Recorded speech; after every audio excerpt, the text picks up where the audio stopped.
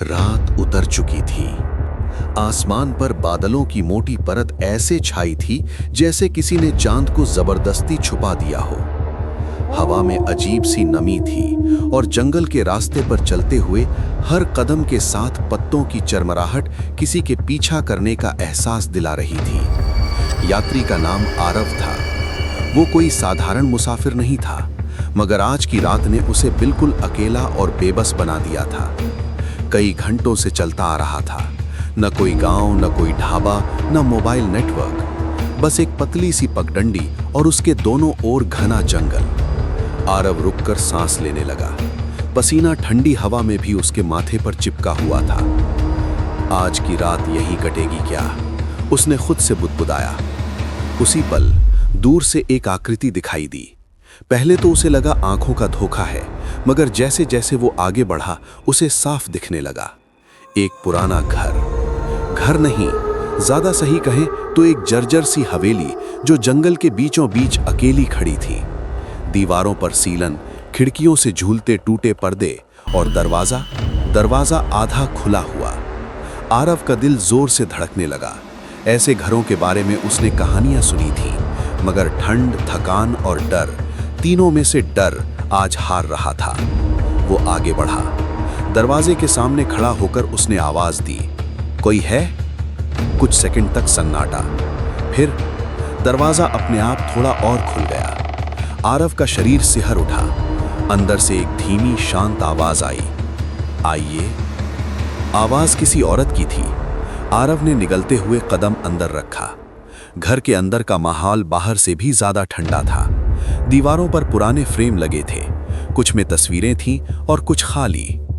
कमरे और एक लकड़ी की मेज के पास खड़े थे पति और पत्नी। दोनों बहुत साधारण दिख रहे थे। पति दुबला, चेहरे पर हल्की मुस्कान, आंखें कुछ ज्यादा ही स्थिर। पत्नी सादा साड़ी, बाल खुले और चेहरे पर अजीब सी शांति। आप? आरव ने हिचकिचाते हुए कहा। पति ने सिर झुकाकर जवाब दिया, हम यहीं रहते हैं। रास्ता भटक गए लगते हैं आप। आरव ने राहत की सांस ली। हाँ, अगर एक रात यहां रुकने की इजाजत मिल जाए तो। पत्नी मुस्कुराई। मुस्कान कुछ ज्यादा ही लंबी थी। जरूर, उसने कहा, मेहमान भगवान होते हैं। आरव को अजीब लगा। उसके अंदर कदम रखते ही घर में कोई आवाज नहीं थी, न घड़ी की टिक टिक, न कीड़ों की, न हवा की। सब कुछ जमा हुआ। रात का खाना बेहद सादा था, चावल, दाल, मगर स्वाद बिल्कुल फीका। आरव ने सोचा शायद थकान की वजह से ऐसा लग रहा है, मगर जब उसने पति पत्नी को खाते देखा, उन्होंने एक भी निवाला नहीं निगला, बस थाली के सामने बैठे रहे। पत्नी की नजर आरव पर टिकी थी, लगातार। आरव ने पूछा, आप लोग खाते क्यों नहीं? पति ने धीरे से कहा, हमें भूख नहीं लगती। उस पल बाहर से तेज हवा चली और घर के सारे दरवाजे धड़ाम से बंद हो गए। आरव उछल पड़ा। हवा तेज है, पत्नी बोली, डरिए मत। मगर आरव डर चुका था। सोने का इंतजाम एक छोटे से कमरे में किया गया। एक पुराना पलंग, एक चादर जिस पर हल्की सी नमी थी। पत्नी ने जाते जाते कहा, रात में अगर कोई आवाज आए। उसने बात अधूरी छोड़ दी। आरव ने पूछा, तो? पत्नी मुस्कुराई, तो दरवाजा मत खोलिएगा। दरवाजा बंद हुआ। कुंडी बाहर से लगने की आवाज आई। आरव का दिल बैठ गया। अरे, उसने उठकर दरवाजा हिलाया। पूरी तरह बंद। रात के ठीक 12 बजे आरव की नींद खुली। क्यों? क्योंकि कमरे के कोने में कोई खड़ा था। अंधेरे में भी वो साफ महसूस कर पा रहा था। 2 आंखें घूरती हुई। आरव ने चादर खींचकर खुद को ढक लिया, सांस रोक ली। तभी आवाज आई, आप जाग रहे हैं। आरव ने कांपते हुए चादर हटाई। कमरा खाली था, मगर पलंग के नीचे से किसी के पैरों की परछाई दिख रही थी। और तभी आरव ने महसूस किया कि उसके कान के पास कोई फुसफुसाया, हम मर चुके हैं। आरव के कान के पास गूंजी वो फुसफुसाहट किसी ठंडी सांस की तरह उसके शरीर में उतर गई। उसका पूरा बदन सुन्न पड़ गया। आंखें खुली थीं, मगर शरीर हिल नहीं पा रहा था। उसने पलंग के नीचे झांकने की हिम्मत नहीं की, बस सांसें गिनता रहा। 1, 2, 3। तभी पलंग के नीचे से धीमी सी हंसी निकली। ऐसी हंसी जैसे किसी का गला सूख चुका हो। आरव चीखना चाहता था, मगर आवाज गले में ही अटक गई। अचानक पलंग हिला। नहीं, पलंग नहीं, जमीन।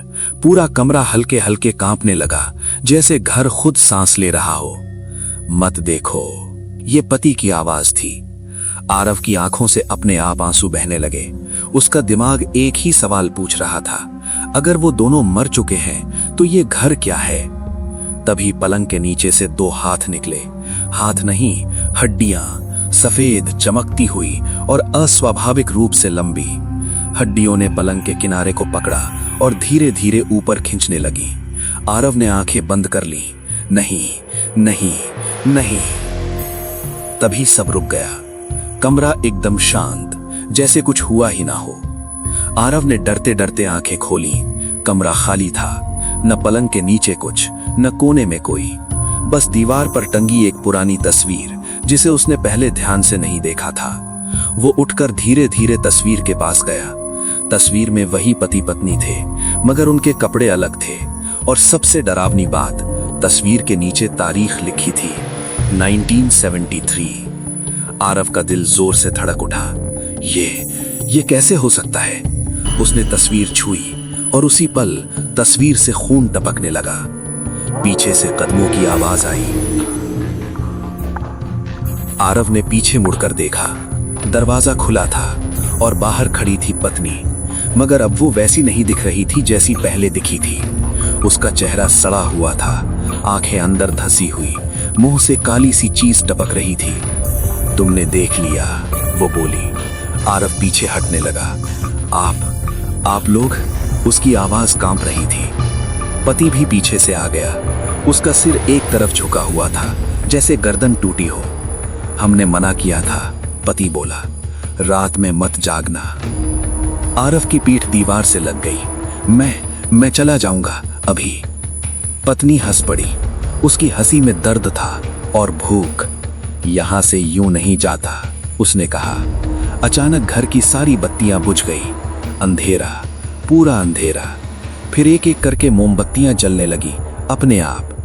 कमरे के बीचों बीच एक पुराना सा दरवाजा उभरा, जो पहले वहां था ही नहीं। पति ने दरवाजे की ओर इशारा किया। वहां सच है, वो बोला, अगर देखने की हिम्मत है। आरव के पास कोई रास्ता नहीं था, या तो भागे और पकड़ा जाए या सच देखे। उसने कांपते हुए दरवाजा खोला। अंदर एक और कमरा था। कमरा नहीं, कब्र गृह। दीवारों में लाशें दबी हुई थीं, कुछ आधी सड़ी, कुछ पूरी तरह हड्डियां, और बीच में 2 कब्रें, एक पर पति का नाम, एक पर पत्नी का। आरव गिर पड़ा। आप लोग? पत्नी की आवाज उसके कान में गूंजी। हम इसी जंगल से गुजरने वाले यात्रियों को ठहराते थे, पति बोला। और हर रात दोनों ने एक साथ कहा, एक को हमारे साथ रहना होता था। आरव समझ गया, वो सिर्फ एक रात का मेहमान नहीं था, वो अगला था। उसने भागने की कोशिश की, मगर जमीन ने उसके पैर पकड़ लिए। हड्डियों वाले हाथ दीवारों से निकलने लगे। पत्नी उसके सामने झुकी। डर मत, मरने के बाद दर्द नहीं होता। आरव चीखा और उसी पल बाहर कहीं मुर्गे के बांग देने की आवाज आई। पत्नी की चीख निकली। पति पीछे हट गया। नहीं, अभी नहीं। रोशनी कमरे में फैलने लगी। हड्डियां दीवारों में वापस घुस गईं। पति पत्नी पीछे हटते गए। अगर सूरज पूरी तरह निकल आया तो वो बच जाएगा। पति ने आरव की ओर देखा। उसकी आंखों में गुस्सा था। वो फुसफुसाया, अगर तू यहां से पूरी तरह बाहर नहीं निकला तो तू खुद हमें बुलाएगा। तेज झटके के साथ आरव की नींद खुली। वो जमीन पर पड़ा था। सूरज निकल चुका था। घर अब खंडहर बन चुका था। न छत, न दरवाजा, न कमरा, बस टूटी दीवारें और सूखी जमीन। आरव हांफता हुआ उठा। सब सपना था। मगर तभी उसने अपने हाथ पर देखा, एक काला निशान, हड्डियों के पंजे जैसा, और उसके कान में फिर वही आवाज गूंजी, रात अभी खत्म नहीं हुई है। वो आवाज आरव के कानों में गूंजती रही जब तक वो जंगल की पगडंडी पर भागता रहा। सूरज निकल चुका था, मगर रोशनी में भी जंगल वैसा ही डरावना लग रहा था जैसा रात में। उसके हाथ पर बना काला निशान अब जलने लगा था, जैसे कोई उसे अंदर से बुला रहा हो। नहीं, मैं वापस नहीं जाऊंगा, आरव हाफता हुआ बोला, मगर उसके कदम अपने आप उसी खंडहर की ओर मुड़ गए। हवेली का सच। जैसे ही आरव खंडहर के पास पहुंचा, हवा अचानक ठंडी हो गई। टूटी दीवारों के बीच अब सब कुछ साफ दिखाई देने लगा था। और तभी उसने देखा जमीन पर जली हुई लकड़ियां, काली पड़ी ईंटें और एक पुराना जला हुआ ताला। उसके दिमाग में अचानक दृश्य बदलने लगे। वो देख नहीं रहा था, वो याद कर रहा था। 40 साल पहले वही हवेली, नई नई बनी हुई, दियों की रोशनी, हंसी की आवाजें। पतिदेव कमला दोनों बहुत साधारण लोग थे। देव जंगल के रास्ते से गुजरने वाले यात्रियों को ठहराता था, कमला उनके लिए खाना बनाती थी।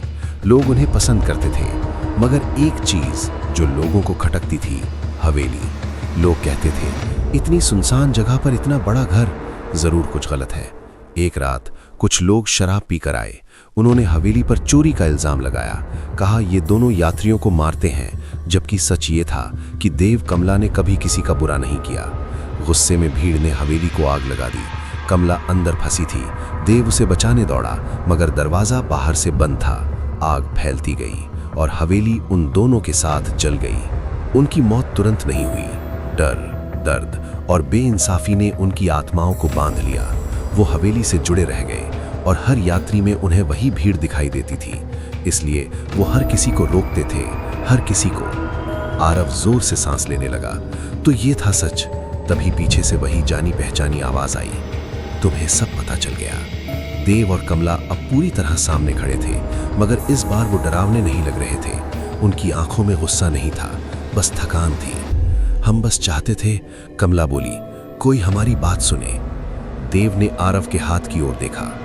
वो निशान, वो बोला, तुम्हें यहां वापस लाता रहेगा। आरव कांपते हुए बोला, मैं आपकी कहानी लोगों को बता दूंगा। कमला की आंखों से काला आंसू गिरा। हमें शांति चाहिए, उसने कहा। देव ने जमीन से एक जली हुई लकड़ी उठाई। हवेली आग से बंधी है और आग से ही मुक्त होगी। आरव समझ गया। उसने कांपते हाथों से पास पड़ी सूखी लकड़ियों को इकट्ठा किया। एक छोटा सा अलाव जलाया। आग बढ़ती गई, मगर इस बार आग ने दर्द नहीं दिया। कमला ने आखिरी बार आरव की ओर देखा। भाग जाना और कभी पीछे मत देखना। देव मुस्कुराया।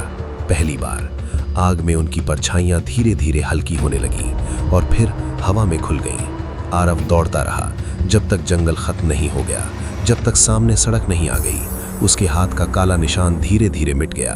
कुछ हफ्तों बाद अखबार में एक छोटी सी खबर छपी। जंगल में जली हुई पुरानी हवेली के अवशेष मिले।